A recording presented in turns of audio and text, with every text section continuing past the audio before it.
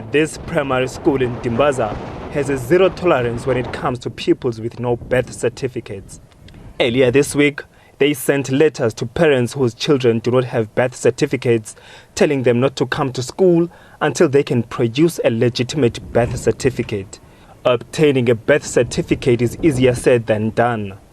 This grandmother has been struggling for years to get correct documentation for her grandchild. The whereabouts of his mother is unknown.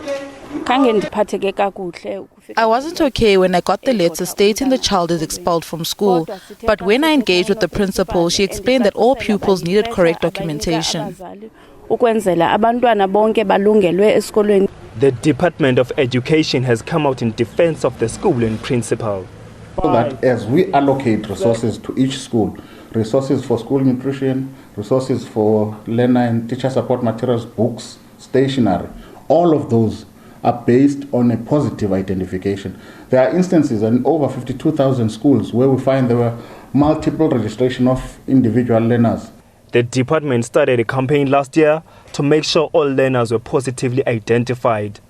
Cooler Development Trust, an NGO, says children's rights are being violated and departments should work together to solve the problem.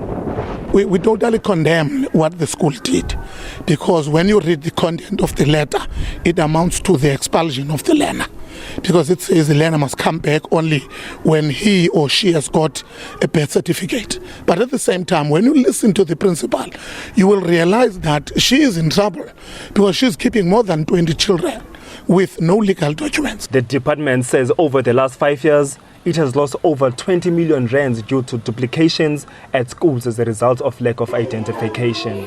Atule Joga, SABC News, Dimbaza.